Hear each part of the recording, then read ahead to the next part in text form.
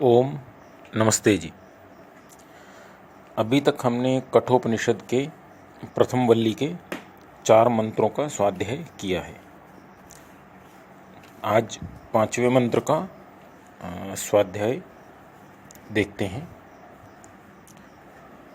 अभी तक हमने देखा कि एक वाजश्रवस नाम के व्यक्ति हैं, राजा हैं, जो मोक्ष प्राप्ति की इच्छा से सर्ववेदसम अपना सब कुछ दान करने का एक यज्ञ है वो कर रहे हैं।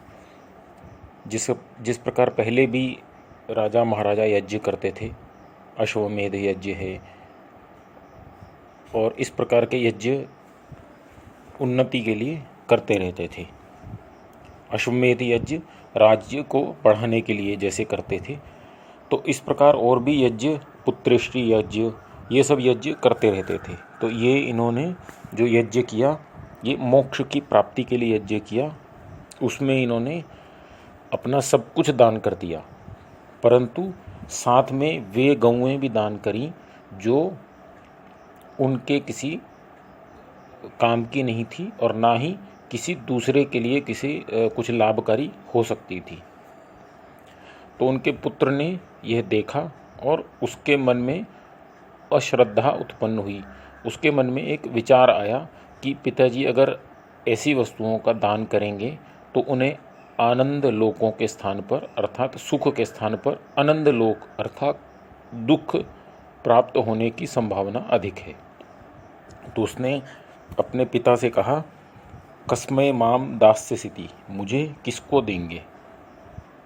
क्योंकि जैसे आप अपनी पूरी संपत्ति दान कर रहे हैं, तो मैं भी तो आप ही की संपत्ति हूँ, और अपनी श्रेष्ठ वस्तुएं आप सभी दान कर रहे हैं, तो मैं भी श्रेष्ठ वस्तुओं में आता हूँ, तो आप मुझे किसको दान करेंगे? तो 1 बार 2 बार 3 बार पूछा, तो पिता क्रुद्ध होकर बोले कि मैं तुझे मृत्यु को दान करता हूँ, मृत्वे त्वाम ददामिति। उसके पश्चात यहाँ तक 4 मंत्र हो गए। इसके पश्चात जो 5वां मंत्र आता है, 5वें मंत्र में कहते हैं, बहुनामेमि प्रथमो बहुनामेमि मध्यमः किम स्वित् यमस्य कर्तव्यम यन्मयाद्य करिष्यति। अभी जब पिताजी ने नचिकेता अपने पुत्र को कह दिया कि तुम्हें मैं मृत्यु को दान करता हूँ, यमाचार्य को दान करता हूँ, तो नचिकेता के मन में एक प्रश्न आया कि बहुनामेमि प्रथमो बहुनामेमि मध्यमः, कि बहुतों में मैं प्रथम हूँ और बहुतों में मैं मध्यम हूँ। अर्थात मैं अपने आप को संसार में सबसे श्रेष्ठ भी नहीं मानता और एकदम निम्न स्तर का भी नहीं मानता। मैं अपने आप को एक मध्यम स्तर का मनुष्य जीव मानता हूँ। उसके पश्चात किम स्वित् यमस्य कर्तव्यम यन्मयाद्य करिष्यति। किम स्वित् यमस्य कर्तव्यम, यमस्य कर्तव्यम अर्थात यम के किम स्वित् किस कार्य के लिए, यन्म आद्य करिष्यति मुझे नियुक्त किया जा रहा है। अर्थात जैसे आजकल माता पिता गुस्से में बच्चे को बोल देते हैं, बच्चा ज़्यादा परेशान करता है तो जा यहाँ से, ऐसा कुछ बोल देते हैं। तो उसी प्रकार भी वाजश्रवस जी ने भी बोला नचिकेता को।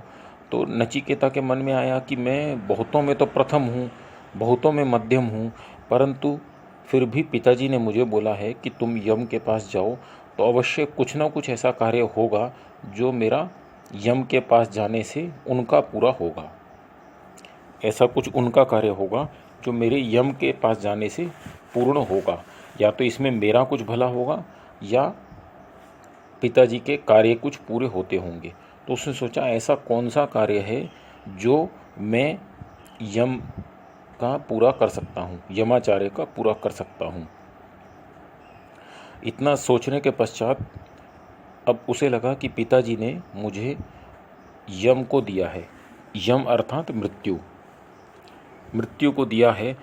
अर्थात उसके मन में एक भय भी उत्पन्न हुआ कि पिताजी ने मुझे बोला है तू यम के पास जाओ तुम, तो इसमें दो चीज़ें हैं, एक तो कुछ मेरा कार्य होगा यम के पास तो वो पूर्ण होगा, और दूसरा मैं यम के पास जाऊंगा तो यम तो मृत्यु है। तो ऐसा सोच करके उसके मन में एक भय का विचार भी उत्पन्न हुआ। तो उस विचार को उत्पन्न होने के पश्चात अगला मंत्र है, अनुपश्य यथा पूर्वे प्रतिपश्य तथा परे, सस्यमेव मर्त्यः पच्यते सस्यमेवा जायते पुनः। अनुपश्य यथा पूर्वे, अनुपश्य अर्थात, पश्य अर्थात देखना, अनुपश्य अर्थात पहले देखना। अर्थात एक हम मरते हैं, एक मनुष्य मरता है तो मरना देखता है वो, अपना मरना। और अनुपश्य अर्थात मरने से पहले देखना। पहले देखना अर्थात मुझे मालूम है कि मैं मरूंगा और आज से मैं इस बात को समझ गया हूं और मैंने अपने कर्मों को बदल लिया है, तो उसको बोलते हैं अनुपश्य। पहले से देख लेना, पहले से समझ लेना, उसके अनुसार कार्य करना शुरू कर देना। तो यहाँ नचिकेता ऐसा विचार कर रहे हैं कि अनुपश्य यथा पूर्वे। नचिकेता ने अनुपश्य किया अर्थात ऐसा समझ के लिया, ऐसा देखा, ऐसा समझा कि यथा पूर्वे, जैसे पहले बहुत लोग यहाँ से गए हैं इस संसार से, अर्थात मर गए हैं, और प्रतिपश्य तथा परे, और आगे आने वाले समय में भी कुछ लोग संसार छोड़ के जाने वाले हैं, अर्थात मृत्यु को प्राप्त होने वाले हैं।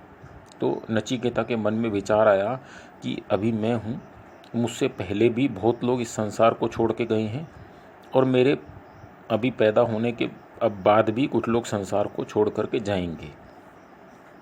उसके पश्चात सस्यमेव मर्त्य पच्यते सस्यमेव अजायते पुनः। सस्य कहते हैं अन्न को, सस्यम इव, सस्यम अर्थात अन्न, इव अर्थात की तरह। सस्यम इव मर्त्य पच्यते, पच्यते अर्थात पकता है, और मर्त्य अर्थात मरणशील, मतलब ये शरीर जो है, यह शरीर के बारे में कहा है मर्त्य, अर्थात ये शरीर जो है यह अन्न की तरह पकता है, अर्थात पैदा होता है, बड़ा होता है, और उसके पश्चात धीरे धीरे वृद्ध हो जाता है और शरीर छूट जाता है। तो ये जो है संसार तो ऐसा ही है। सस्यम इव मर्त्य पच्यते सस्यम इव अजायते पुनः, अर्थात इस संसार में लोग पैदा होते हैं, बड़े होते हैं, और उसके पश्चात अपना शरीर त्यागते हैं, और पुनः अजायते, पुनः इस संसार में, इस जीवन में पुनः आते रहते हैं। तो ये सब तो चलता ही रहता है, अर्थात इस संसार में कोई भी बचने वाला नहीं है। जो इस संसार में उत्पन्न हुआ है, जिसने शरीर धारण किया है, वो शरीर छोड़ने वाला ही है, अर्थात वह मरने वाला ही है। शरीर लिया है तो शरीर छोड़ना भी पड़ेगा। ऐसा नचिकेता के मन में विचार आया कि अनुपश्य यथा पूर्वे प्रतिपश्य तथा परे, जो आया है वो जाएगा। सस्य में वह मर्त्य पच्यते सस्य में वह जायते पुनः, जैसे अन्न पैदा होता है और लोग उसका भक्षण करते हैं, इसी प्रकार हमारा ये शरीर उत्पन्न होता है और समय उसका भक्षण कर लेता है, समय उसको खा जाता है, समय उसको समाप्त कर देता है। तो इससे बचना तो असंभव है। तो मैं फिर जो पिताजी ने मुझे बोला है यमाचार्य के पास जा, मैं उसका इतना चिंतन क्यों करूं, उस पर इतना विचार क्यों करूं, उसको सोच करके दुखी क्यों हूं कि वहां जा कर के मुझे क्या करना है या मेरा क्या होगा। इतना सोच करके उसने वह विचार अपने मन में यह लाया, ताकि उसका जो उसके मन में विचार आ रहा था कि यमाचार्य के पास जाने के पश्चात मुझे क्या करना पड़ेगा, तो उस विचार को सोच करके उसके मन में यह और विचार आया। यहाँ तक अभी हमने 6 मंत्र का अध्ययन किया है। अभी कल 7वें मंत्र का अध्ययन करेंगे। धन्यवाद। नमस्ते जी। ओम